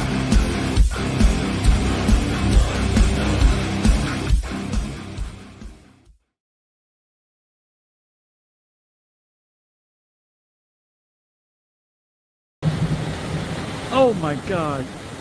This is insane. This isn't right.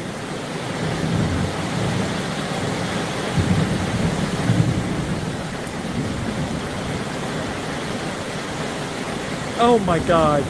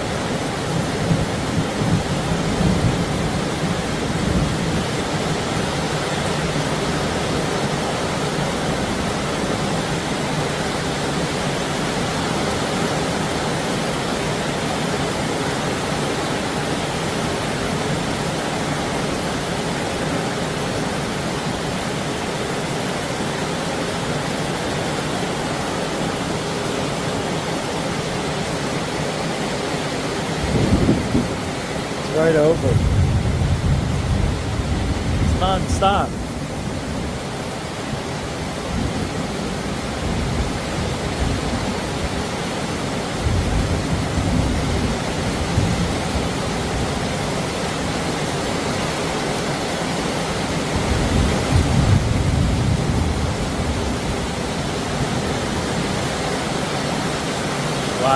coming down.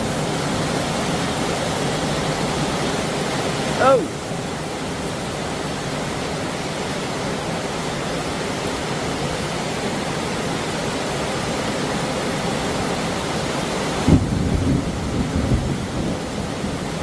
Right over me. Right here again.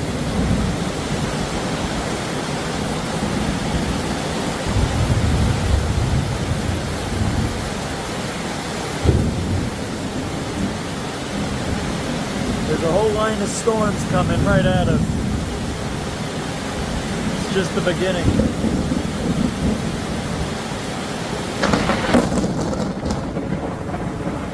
I looked right into that.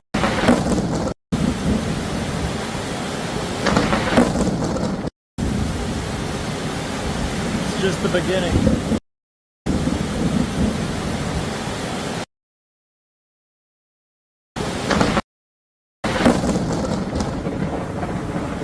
I looked right into that lightning bolt. That was right across the street. Holy fuck me.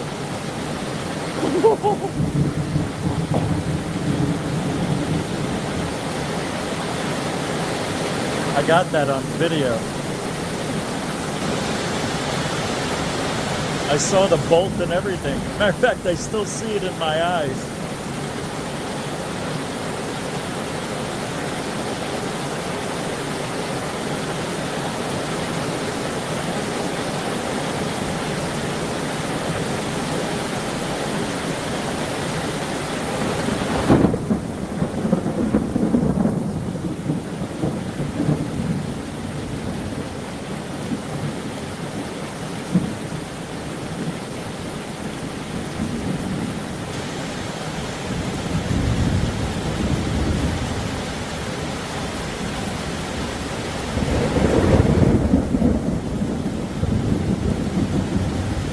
There's 4 or 5 storms, lightning all around.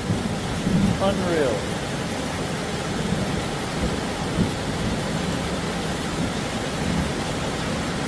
That's just round 1. There's more coming.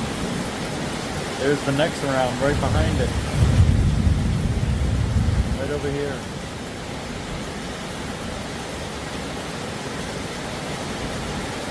Oh, Jesus. Oh, frick.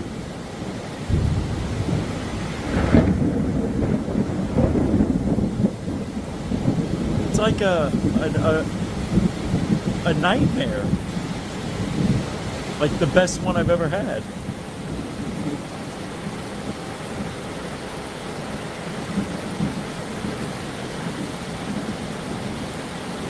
It's right. I mean, it's hanging right over me. There's more coming. It's crazy. Oh my God, that was so close.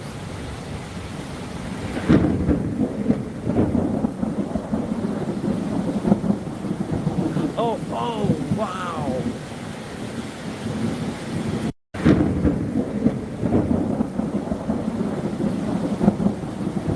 Oh, oh, wow. Oh, oh, wow.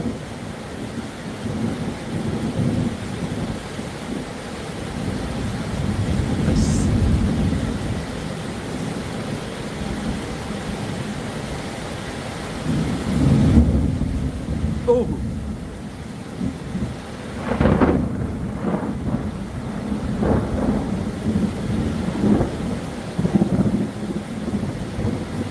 Wow.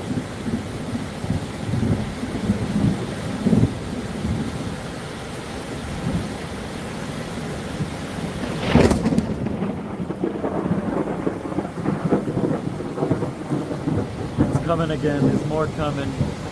Another round. Oh man. Woo! Here's the other. Here it comes. Round 2.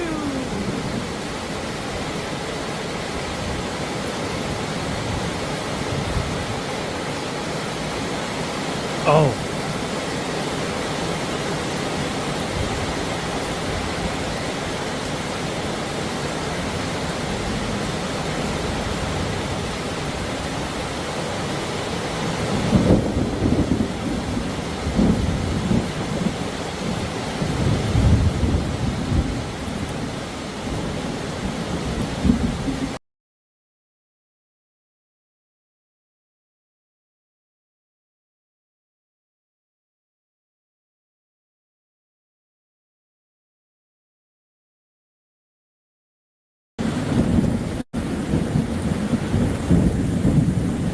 just woke up to this amazing storm. Insane.